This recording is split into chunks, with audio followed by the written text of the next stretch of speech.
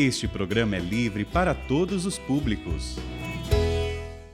Santo anjo do Senhor, meu zeloso guardador, se a ti me confiou a piedade divina, sempre me rege, me guarde, me governe, me ilumine. Amém.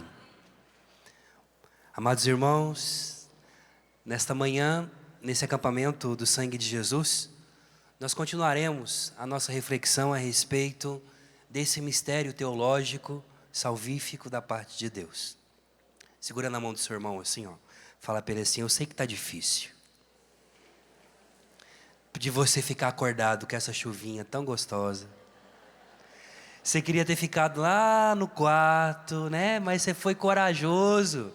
Você veio, né? Gente, não tem coisa melhor do que barulho de chuva para dormir, não é? Parece que a gente está no colo da mãezinha da gente e vai embalando assim, não é? Melhor ainda quando começa a bater na calha. Tac, tac, tac. Ah, quem quer acordar? Ninguém quer acordar não, filho. Vocês são corajosos, vocês vieram para cá, ó, mesmo com chuva. Louvado seja Deus, porque nós queremos, de fato, receber também a chuva da graça de Deus na nossa vida, né?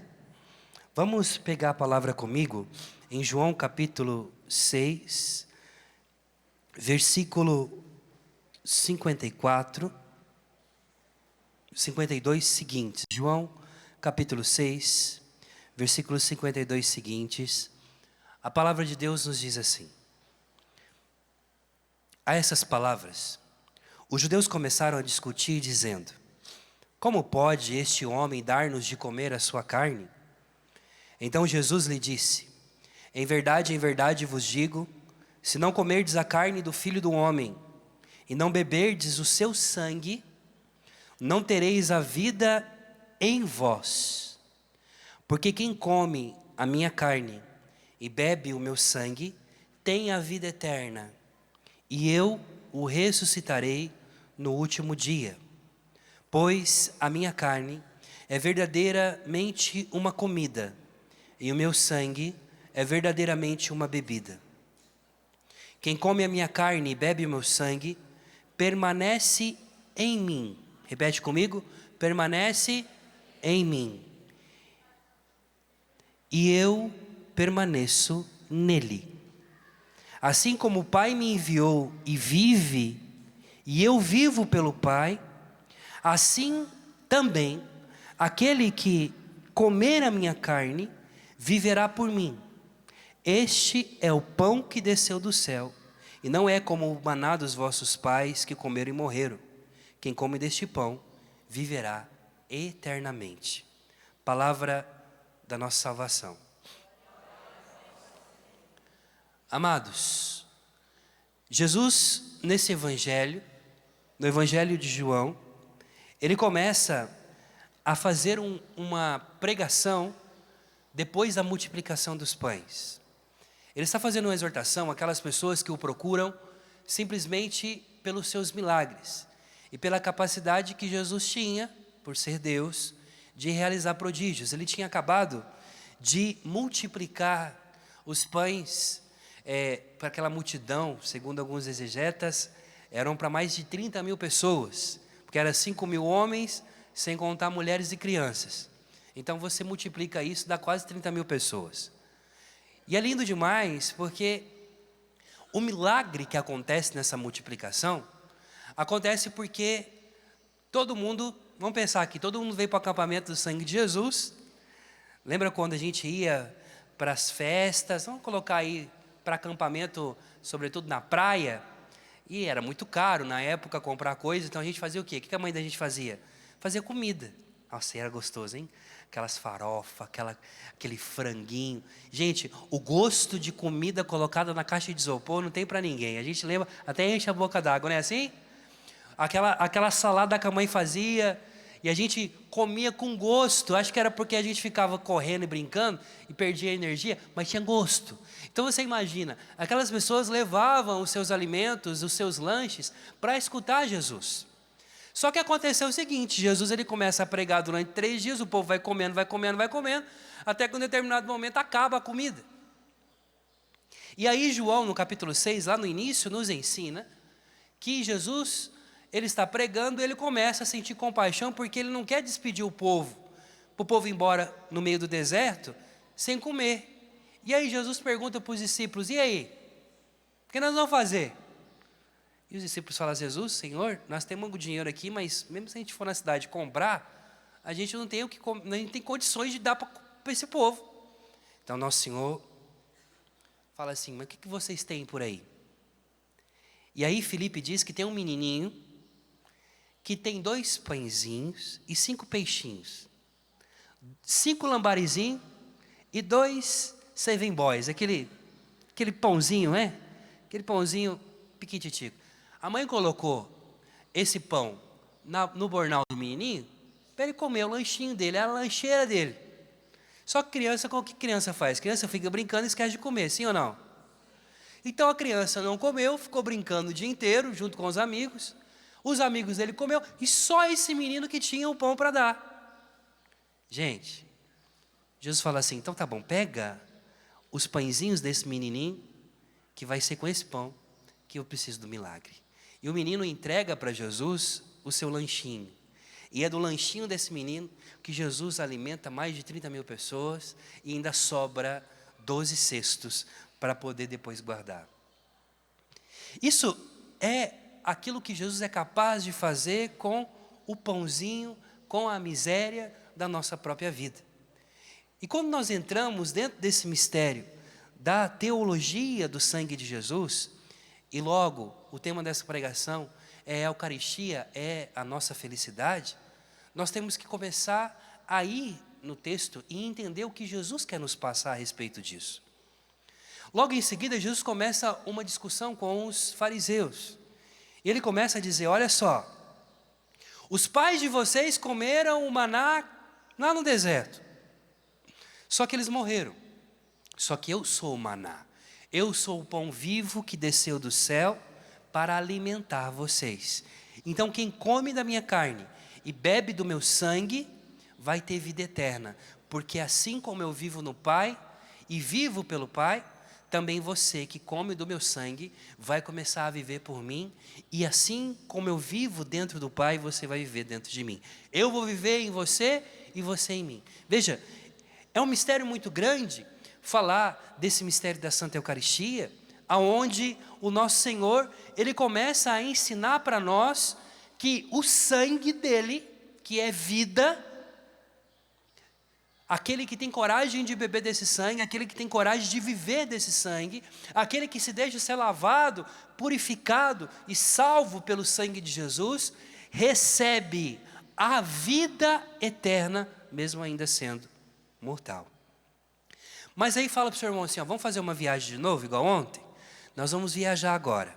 Nós vamos lá no Antigo Testamento, nós vamos compreender um pouco melhor o que significa ser maná. Bom, quando Israel sai do Egito e vai para o deserto, acontece o seguinte, que Israel, ao comparecer diante da presença de Deus em um determinado momento, no deserto você não planta, no deserto você não tem o que comer, não tem agricultura, não chove. No deserto da Judéia chovia um pouquinho, uma vez por ano, então era o lugar mais seco da face da terra, ainda. Então muito dificilmente alguém iria conseguir comer. O que Deus faz?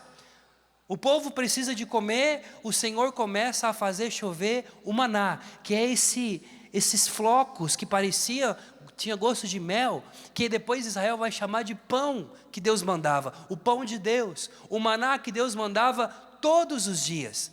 E amados, é muito interessante, porque se tinha-se algo que Deus gosta de fazer, é ser pedagogo conosco. E Deus ensinava para Israel o seguinte, você vai fazer assim, você vai recolher o maná de manhã, quando o maná cair na parte da manhã como um sereno, você vai recolher para sua família, vai poder fazer pão de mel, vai poder fazer tudo, mas você não vai poder guardar no armário.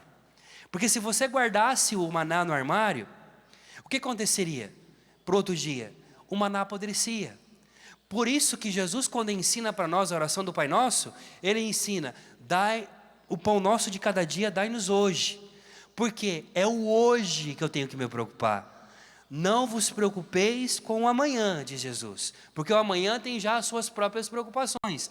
Viva o agora, porque você só tem o agora e o hoje para poder viver.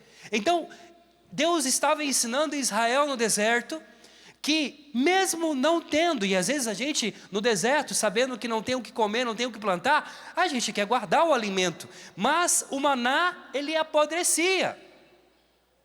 Então Jesus está dizendo, o pão que eu dou para vocês não apodrece. E acontece que então Deus manda Moisés construir a Arca da Aliança.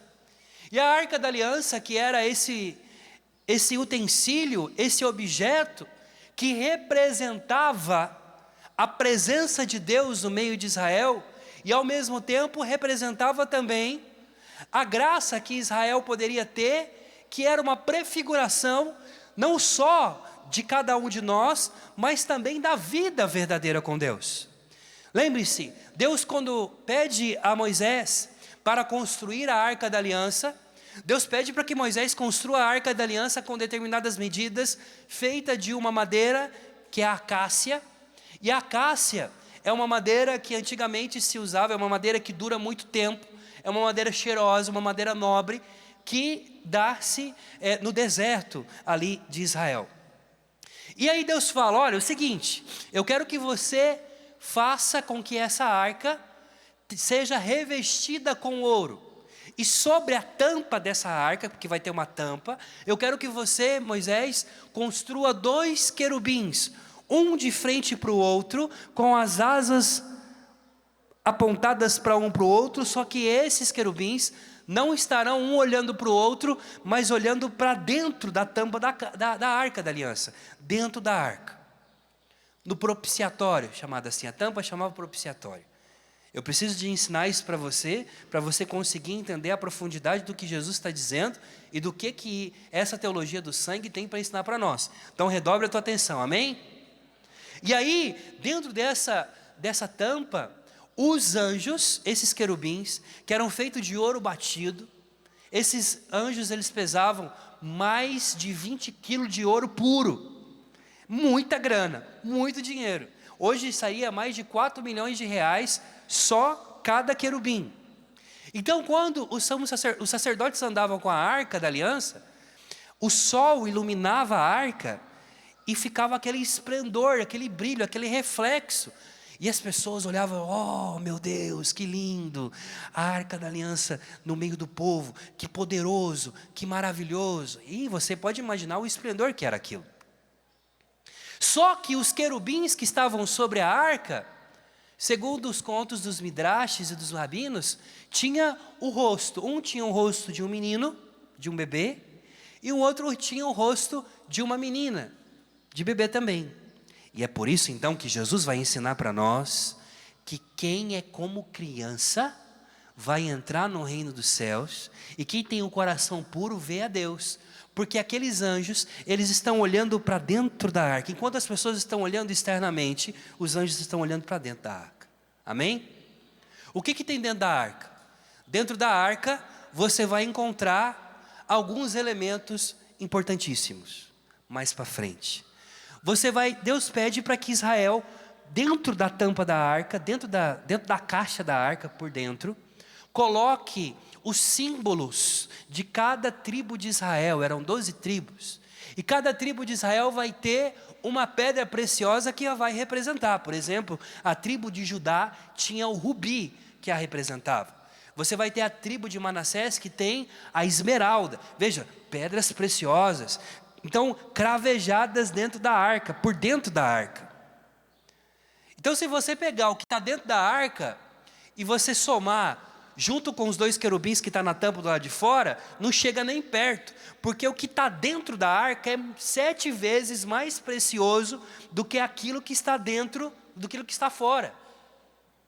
Lembra então quando, a um determinado momento, Samuel chega na casa de Jessé para ungir Davi, e ele vê os filhos de Jessé passando, e ele acha que aqueles ali são o rei que Deus escolheu. A um determinado momento Deus fala assim: ei Samuel, não é assim não, pois tu não vê como eu vejo. Os homens veem o exterior, mas eu vejo o coração, eu vejo o interior.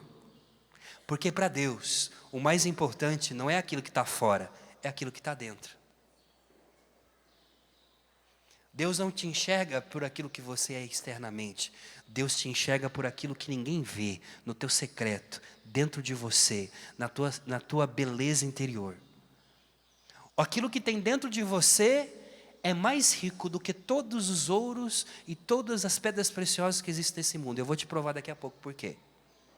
Então, dentro dessa arca preciosa, tinha 3 elementos que se encontravam ali dentro. Primeiro, as tábuas dos 10 mandamentos, dentro da arca.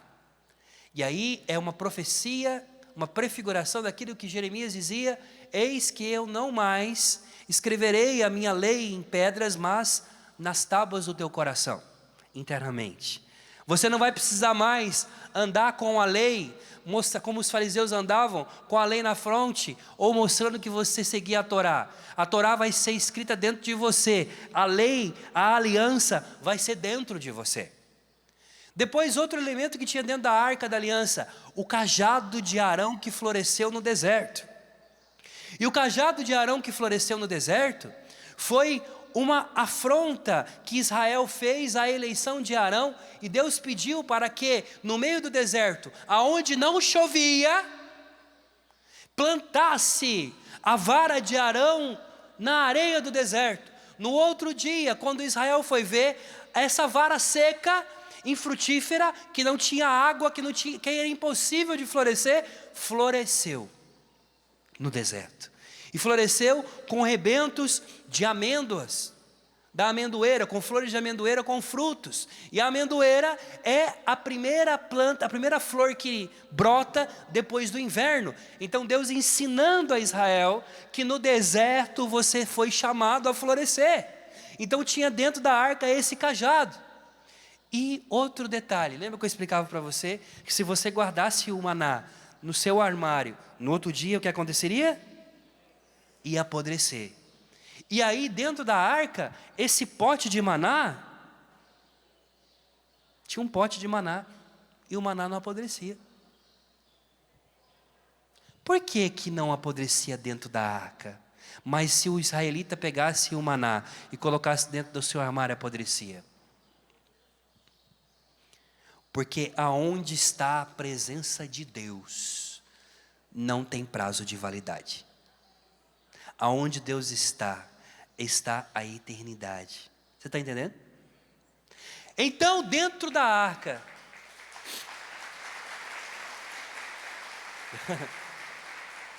dentro da arca, você tem os elementos daquilo que são a eternidade. Então, dentro da arca. Agora, nosso Senhor, Ele vai explicar para os fariseus, Ele está conversando, e quando Ele está explicando isso, os fariseus têm essa visão que eu acabei de dar para você. Então eles estão entendendo o que Jesus está dizendo. E nosso Senhor está dizendo: olha, o maná que os vossos pais comeram lá no deserto, eles morreram. Mas existia um maná dentro da arca da aliança que não tinha prazo de validade. E não tinha prazo de validade porque tinha a minha presença.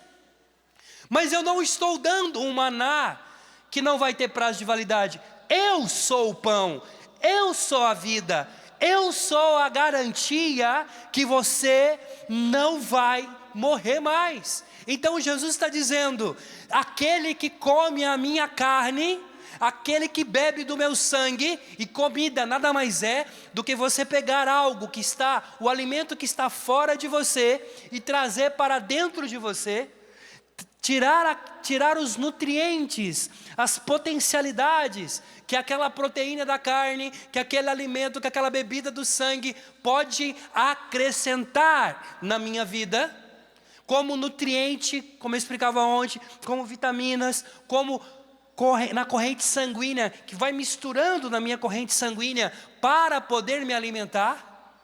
Jesus está dizendo: eu fui lá no deserto, Deus permanecia na arca da aliança entre os querubins.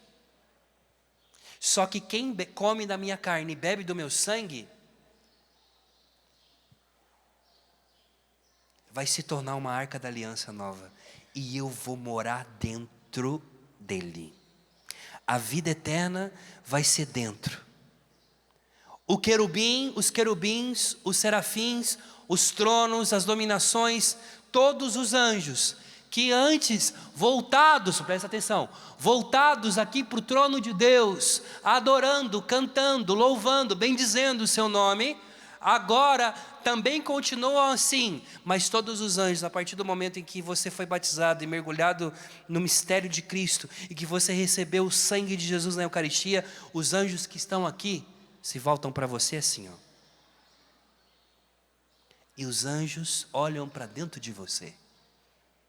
Enquanto a vida, o mundo vê o exterior, o céu vê o interior dentro de você, a essência que você é.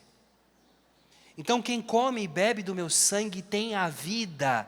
E nosso Senhor começa a dizer, Ele vai viver dentro de mim. Eu viverei dentro dEle.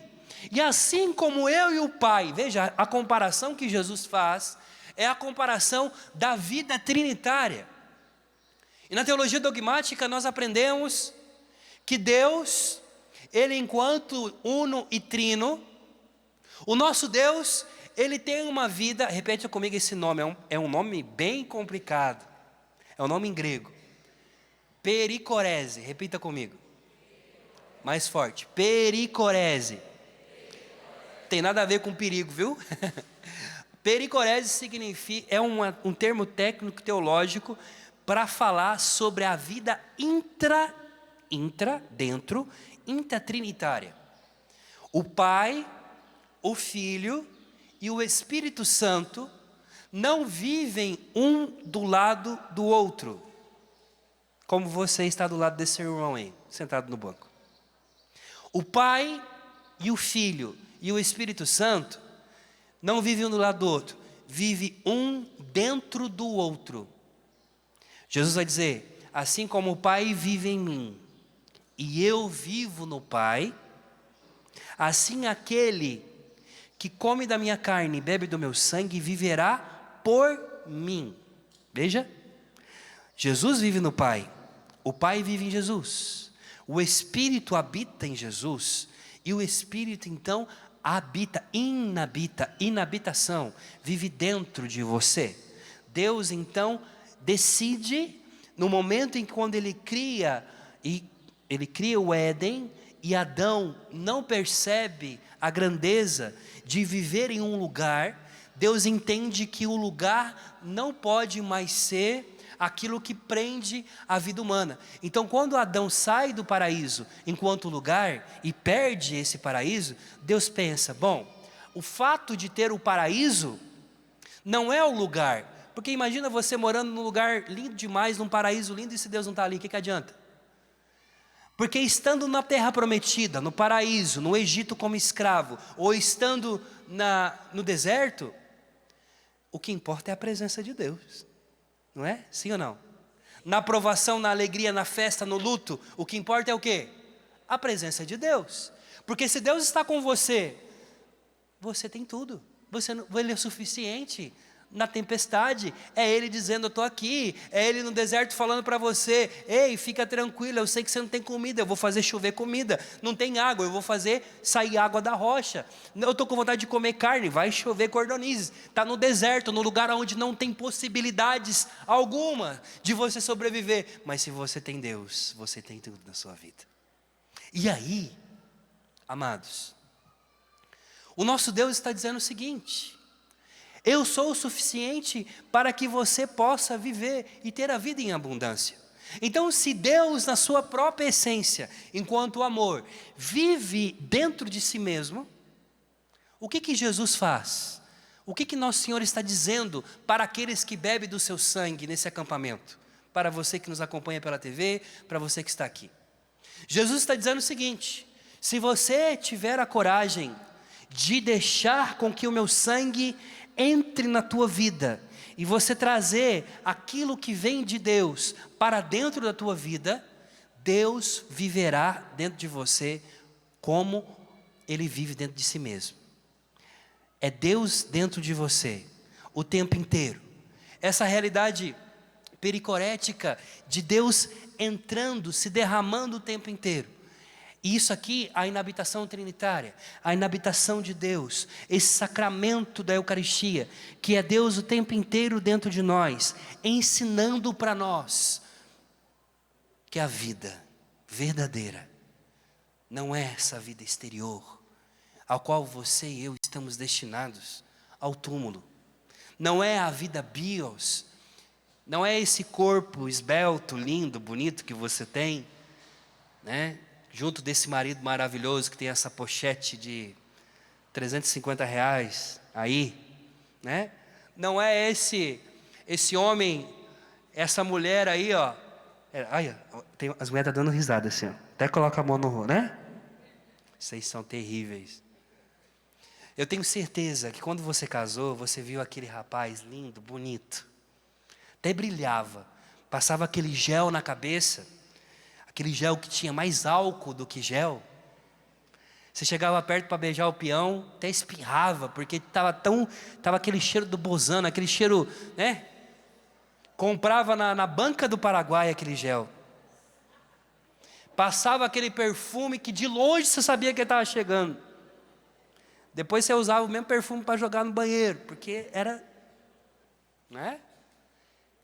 E esse amor que você encontrou com essa pessoa, ai, que lindo, vou casar com esse, eu vou casar. E as pessoas falavam assim, o que você viu nesse cara? Ô bicho feio, né? Você fala, o amor é cego. Não, o amor não é cego. O amor vê aquilo que o exterior não vê. O amor consegue enxergar algo dentro. Quando eu namorava com a minha esposa, ela deve estar me acompanhando agora, e diga-se de passagem, uma mulher bonita. A gente morava na Polônia, em missão. O pessoal olhava assim, tipo, meio torto, assim, tipo, como assim? Você está namorando ele? Porque eu sou baixinho, ela é maior que eu. Como você está namorando ele? E eu todo, né? Porque o que tem dentro de mim, vocês não sabem. A beleza que ela viu é Deus que fez ela ver, porque o que está dentro que importa, não é o que está fora. Vocês estão preocupados com a embalagem, gente? Deus quer conteúdo. Então o amor entre um homem e uma mulher, verdadeiro, é uma expressão sim do amor de Deus, porque Deus ele vê o que está no escondido, no secreto, no quarto, quando ninguém vê, na interioridade. Então a realidade desse Deus maravilhoso, que diz, se você come da minha carne e bebe do meu sangue, eu vou viver em você. Então Deus está dizendo, aquilo que Adão perdeu no paraíso enquanto lugar e foi embora do lugar, eu quero dizer para você, que se você tiver a coragem de deixar com que meu sangue corra pelas tuas veias, que o meu sangue seja alimento como bebida para você, então eu vou dizer para você, o Éden não vai estar fora, o Éden, o paraíso não vai ser um lugar, o paraíso vai ser dentro de você, o céu habita em você, e é por isso que os cristãos, os mártires, quando eram mandados para os grandes coliseus da vida, para serem mortos, eles morriam cantando e louvando e bendizendo a Deus, porque eles já sabiam que vivendo nessa vida, passando pelo vale, independente de como morreriam, de velhice ou martirizados, eles se alegravam, porque eles diziam, nós estamos indo à casa do Senhor, nós estamos indo à casa daquele que nos salvou, e eles morriam cantando, louvando, bendizendo a Deus, pela alegria, não de ir para o céu, porque o céu já está aqui. Jesus está dizendo, tem vida eterna, aquele que deixa eu viver dentro dele. Veja, amados, quando você olha para um ícone como esse, tá? Talvez você já se perguntou teologicamente, por que um ícone tem um olho desse tamanho? A maioria dos ícones tem um olho grande, né? Na verdade o ícone tem um olho grande, é o olho. Os ícones, eles vieram de uma tradição antiga, que os nossos pais do Oriente, os padres do Oriente, herdaram da cultura egípcia. Tenta lembrar, por exemplo, em uma arte egípcia, naquelas artes egípcias, naquelas pinturas dos egípcios, de quem já morreu. Você já percebeu, quando você olha, por exemplo, os deuses do Egito, eles estão de lado assim, e tem só um olho. É um olho só que olha para cá. Porque o outro olho está olhando para o lado da eternidade.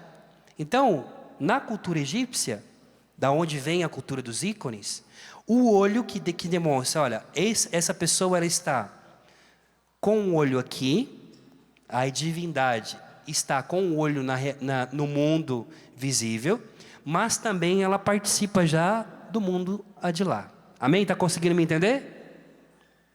O que o ícone passa para nós? Como Nossa Senhora que tem um olho grande, como Jesus aqui, o Pantocrator também, que nos mostra aqui. Cristo, Deus, que também tinha o seu olho, antes da encarnação do Verbo, tinha o seu olho na eternidade e no mundo, a vida do mundo e a vida da eternidade, separadas praticamente. Agora, com a encarnação de Jesus, Deus já não está mais de lado. Com o mistério do sangue de Jesus, Deus não mais está assim para você, te olhando de rabo de olho. Deus se volta para você. A eternidade no tempo, a eternidade na vida, no cotidiano, na encarnação, numa vida encarnada. Então os olhos grandes de Deus está dizendo para você, Nossa Senhora que já está em glória na presença de Deus, e os santos também olha para você com esses olhos grandes para dizer, olha, não existe mais separação, como os egípcios antigos pensavam, para aqueles que iam para aquele mundo e ficavam de lá e de vez em quando, talvez intercedia de alguma forma. Não, com Cristo nós agora temos a possibilidade de andar, de viver, de chorar, de passar por vales nessa vida, mas de já vivenciar o céu, porque o céu, através do sangue de Jesus dado por nós, todo o olhar do paraíso está voltado para você. E o seu olho pequenininho, que não consegue enxergar um todo, com o olho da fé, consegue interpretar e saber que Deus olha para ti, que o céu te acompanha e que a vida eterna não é fora, é dentro. Amados, eu me lembro uma vez, quando, na verdade, a primeira vez que eu fiquei sabendo que a Lília estava grávida, né? Do nosso filho, do Daniel. Eu fiquei tão meio retardado assim, na hora que ela falou que ela estava grávida, ela chegou colocou assim o teste de gravidez na cama. Eu olhei, tipo, estava meio acordando, eu olhei e falei, não entendia nada, porque homem não entende nada, né? Eu faço confusão até hoje, quando é 2 risquinhos é porque está grávida, quando é um risquinho não está, eu não sei qual que é a ordem. Eu olhei e falei, nossa, e esse termômetro aqui, amor? Que termômetro é só? É o que você está me tirando, né? O rolo compressor passando em cima, né? Seu insensível! Não, eu estou grávida. Você está grávida? É sério mesmo?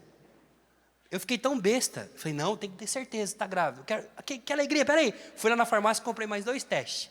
Fiz ela fazer mais 2 testes. Gente, eu fiquei tão feliz com aquilo. E aí, a beleza de ver o bebê sendo gerado. E aí a minha esposa, ela gosta de estudar essa parte da biologia. Eu sou da parte de humanas, né? Sou da área da teologia e da filosofia. Então eu tenho dificuldade com a área de biologia. Ela não, ela já gosta de mexer, de ver como que funciona, como que a criança se desenvolve, e não sei o quê, e tá. E eu fui aprendendo com ela. E o bebê ia crescendo, e o feto ia se desenvolvendo, e no 3º mês, no 4º mês foi a primeira vez que eu senti o primeiro chute do Dani. O Dani, até hoje, ele tem uma mania de dormir do lado esquerdo. Quando ela estava grávida do Dani, o Dani forçava ela a dormir do lado esquerdo. Então o meu filho, durante esse período todo, o Daniel e depois o Lucas também, eu vi como foi feita a vida, como foi sendo criada aquela experiência que o pai faz. Porque pai de verdade vira pai mesmo quando o neném nasce. A mulher já vira mãe lá na concepção. Porque vocês são muito mais evoluídas do que nós somos retardados. A gente fica ali, passa a mão, mas a gente não copia, a gente demora, homem é lerdo para as coisas. Tanto que a psicologia fala que as mulheres desenvolvem mais rápido que o homem. É verdade mesmo. Olha lá, o seminarista ali, está estudando teologia, tem que estudar teologia, tem que fazer filosofia, tem que fazer um monte de coisa para entender um monte de coisa que a avó dele sabe. Eu tinha que fazer um monte de coisa de teologia para entender. Esses dias para trás eu fui explicar para minha mãe. Mamãe perguntou para mim: filho, como é que é esse negócio aí no céu, de quem morre, vai lá no céu e vê, e intercede? Como é possível? Aí eu comecei a explicar para minha mãe, falando de teologia para ela, tentando explicar assim. Mamãe vira para mim e fala assim: é tipo um óculos que Deus dá para eles assim, que eles conseguem enxergar tudo? Eu falei: então por que você falou tudo isso daí? Era só me explicar isso aí só. Tipo, né, a gente é besta demais, né? Aí então assim, a mulher já tem a ideia. Então nosso Senhor está dizendo o seguinte: se você deixar que eu me torne o seu alimento, que eu me torne o sangue que corre, que dá e confere vida a você, eu vou fazer da tua vida, eu vou fazer você compreender o quanto que você é importante. E é por isso que o apóstolo Paulo, ele diz para nós, quando ele diz assim: olha, eis que nós somos esses vasos de argila, que carregamos dentro de nós esses tesouros. Imagina você receber aí, encontrar um tesouro. A gente, quando era criança, a gente assistia filme de pirata, né? E quando a gente pensa em pirata, a gente pensa no mapa do tesouro, e logo o tesouro que está dentro de uma urna. Não é só achar o tesouro, é você achar o tesouro, você encontrar a urna do tesouro, e você ainda ter a chave para abrir, porque se não tiver a chave, você está lascado. Não adiantou nada você viajar, você cavar, você procurar, e é isso. Se você não tiver a chave, você não abre. Então quem tem tesouro, guarda onde? Guarda no cofre, guarda no banco, guarda num lugar seguro. E o apóstolo Paulo está dizendo: nós carregamos esse tesouro dentro de vaso de argila. Sabe aquele pote de água que a tia tinha, que bebia água na caneca, assim, lá na roça? É dentro daquilo ali, colocou o dinheiro dela, as joias dela dentro de um vaso. O ladrão entrou, tem nem, só pegar e dar um chute, assim, quebra tudo, pega tudo que tem, porque é vaso de argila. E Paulo está dizendo assim: nós carregamos o mistério da vida eterna dentro do vaso, porque nós somos vasos, nós somos feitos de barro, nós somos feitos daquilo que é a fragilidade humana, do pó da terra, mas a eternidade, aquilo que antes estava no Éden, aquele lugar aonde os anjos pisam, aonde os santos adoram, aonde a manifestação da glória e do poder de Deus acontece, Deus quis, por Jesus Cristo, estar dentro de você. Gente, o sangue de Jesus tem poder, porque o sangue de Jesus nos dá acesso a essa verdade. E nós temos que parar de instrumentalizar aquilo que é um mistério da nossa salvação. O preciosíssimo sangue de Jesus não é uma devoção. Devoção você tem a Nossa Senhora, o culto de Idolia, você tem devoção ao teu anjo da guarda, ao teu santo devoção.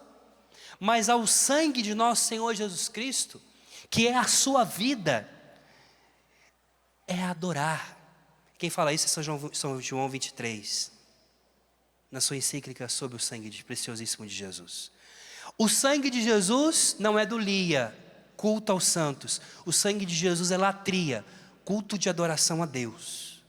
Olhar para o sangue de Jesus é lembrar de um preço pago, de uma vida derramada até a última gota, para ensinar e nos lembrar a cada momento que Deus não se poupou de transformar a tua vida. E os padres da igreja dizem que existem duas criações que Deus fez. Repita comigo: duas criações. A primeira criação foi a criação que Deus fez do mundo, a criação do Éden, a criação do Gênesis. Deus, com a sua palavra, Ele cria todas as coisas. E Deus, para criar com a sua palavra, Ele usa elementos, a matéria-prima, podemos dizer assim.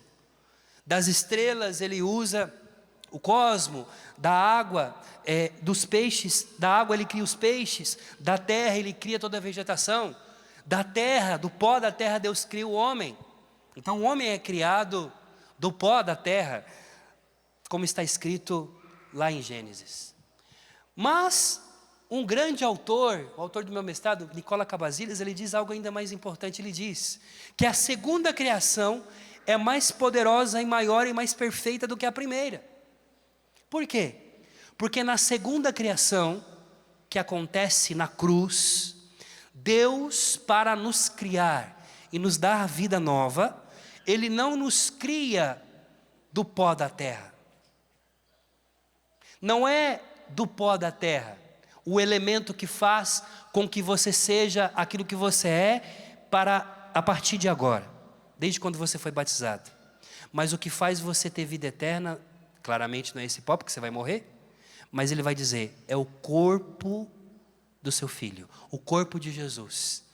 A matéria-prima de eternidade que Deus utilizou para te dar a vida eterna, não é mais o pó da terra, porque do pó vieste, ao pó voltarás, diz a palavra. Mas na segunda criação da cruz, por intermédio do sangue do Senhor e do seu corpo, triturado na cruz, você agora é chamado a ser filho no Filho, a ser filho em Deus. O Pai, quando olha para você, Ele olha e vê Jesus, e vê o sangue. E nós vamos rezar, mas eu vou pegar ainda mais um elemento teológico. Você está vendo esse ícone, né? Você vê Jesus aqui? E Nosso Senhor, a cor da roupa de Jesus é uma cor meia rosa. Sim ou não? Você está vendo isso? Olha só, rosa. É interessante que até mesmo também o manto do Sagrado Coração de Jesus aqui é também rosa. No Natal, no Advento, nós temos o sacerdote que veste a roupa rosa, já viu? Coloca a cor litúrgica daquele dia, é rosa, porque é da alegria.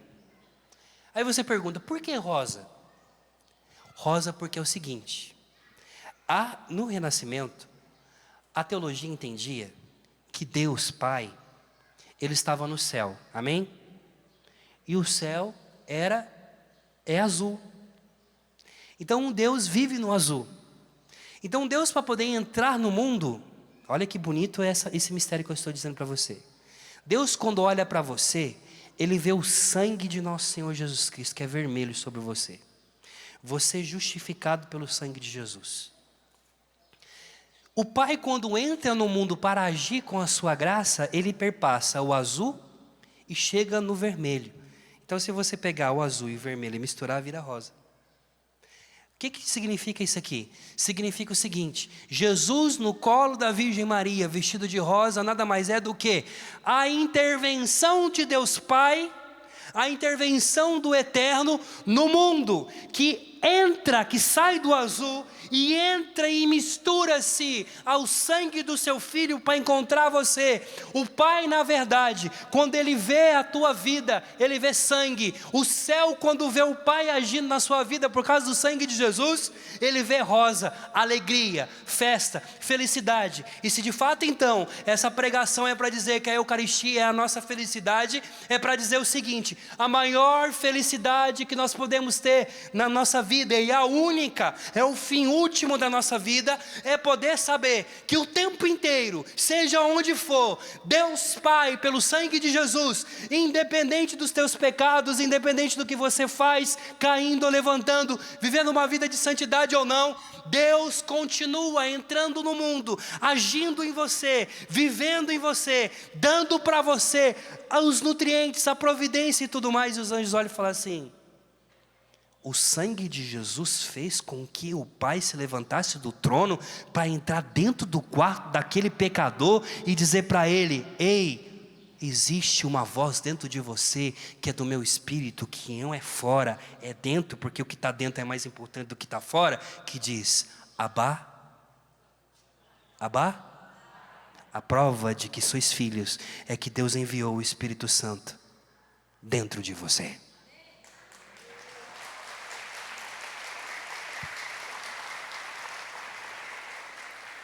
E aí Jesus no final, maravilhoso como Ele é, na sua glória, Ele diz: quem come a minha carne e bebe o meu sangue tem a vida eterna, e eu o ressuscitarei, no último dia. Quem vai te ressuscitar é Jesus. A escatologia católica nos ensina que a única certeza que nós temos na vida depois da morte, tudo é especulação, tá? Vai encontrar Nossa Senhora, a gente sabe que realmente Nossa Senhora vai estar ali. Teu anjo da guarda é a única companhia que você tem. Mas a certeza que você pode ter, até se você for para o inferno, mas a certeza que você tem, nego, é que você vai encontrar Jesus.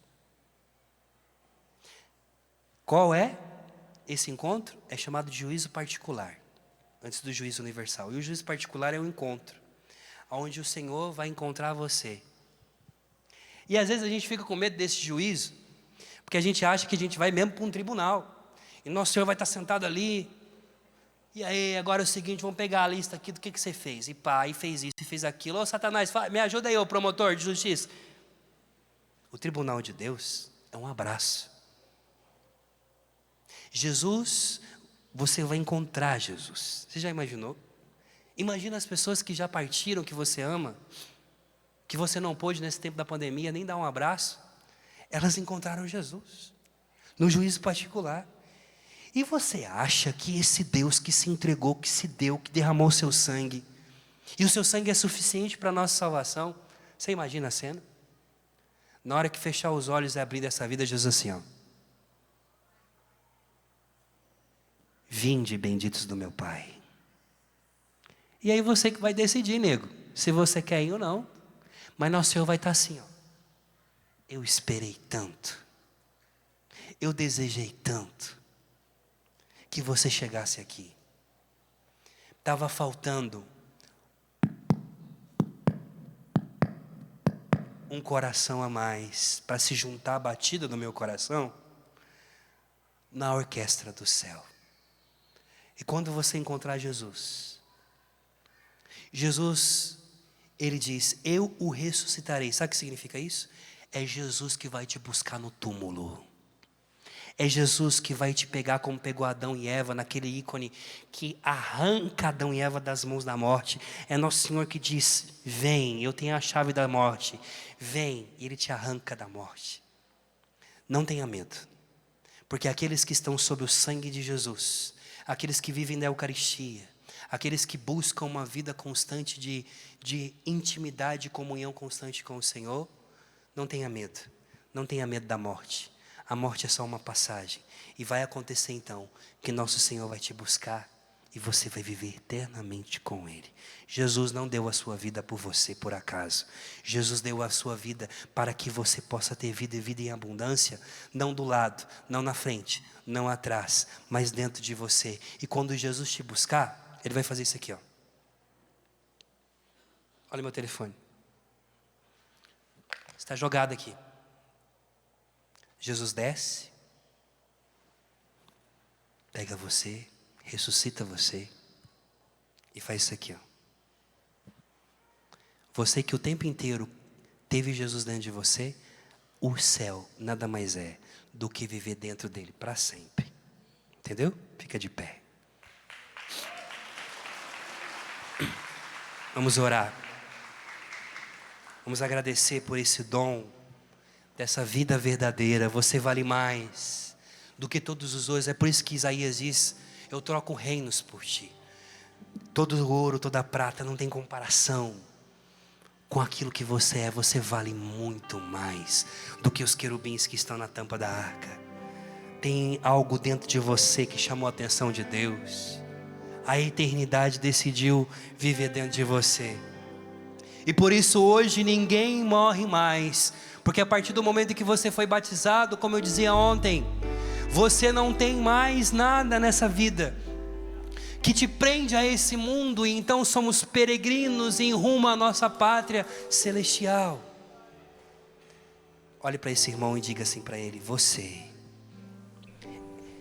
é o sacrário, é o céu, é o paraíso onde Deus decidiu habitar. Você é a extensão do céu pelo sangue de Jesus. Satanás, quando chegar perto de você a partir de hoje, saia desse acampamento com essa consciência. E começar as tentações e começar a te jogar na sua cara coisas que você fez. Faça assim, ó. Olha para fora não, Satanás. Olha para dentro. Satanás, quando olha para você, na sua interioridade, ele até então, quando olha externamente, vê você que tem um olho só aqui na eternidade. Mas quando ele olha na tua essência, ele vê o Cristo olhando de frente, dizendo: o céu, a vida eterna está na vida desse filho que foi conduzido e batizado até aqui. Você carrega o céu dentro de você. O céu nada mais é do que o próprio Deus, o tempo inteiro em estado de graça, te dizendo: eu habito em você, e aonde você for, eu estarei contigo. Coloca a mão no seu coração e vamos cantando.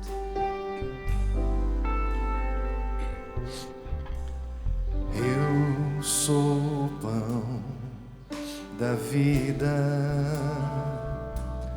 o que vem a mim não terá fome, o que crê em mim não terá sede. Amém, Senhor. Ninguém vem a mim. Escute o que Jesus fala para você. Se o meu Pai não o atrair,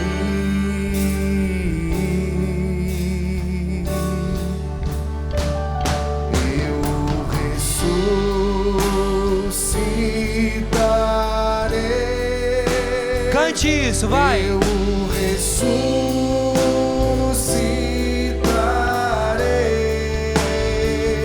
Eu ressuscitarei no dia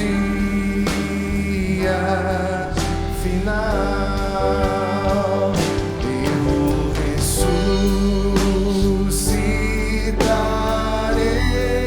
Eu ressuscitarei. Eu ressuscitarei. Eu ressuscitarei. Declare isso na sua vida, fale.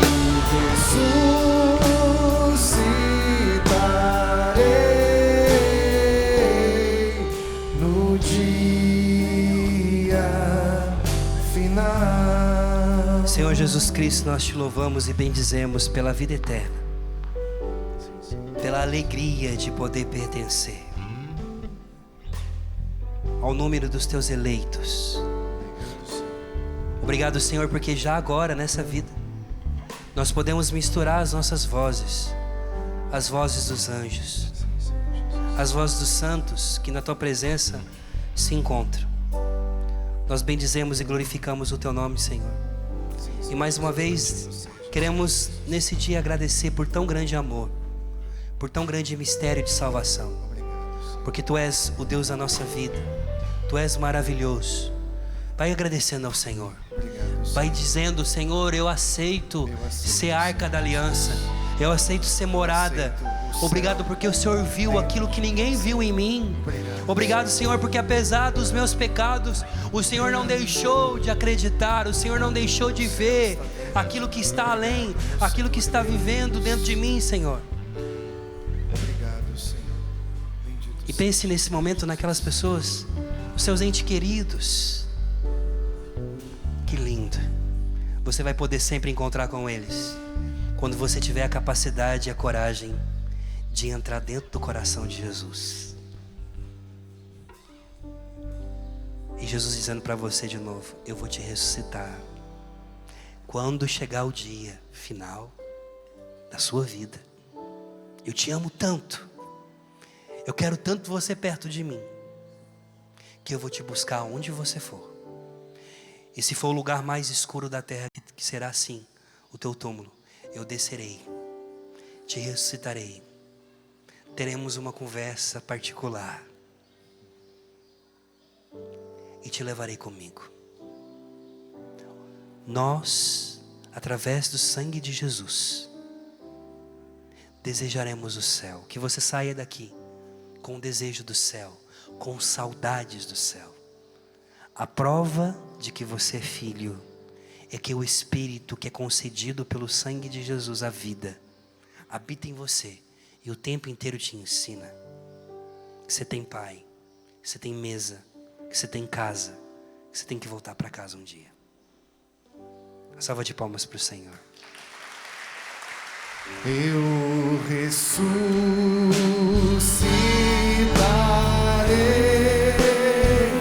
eu ressuscitarei,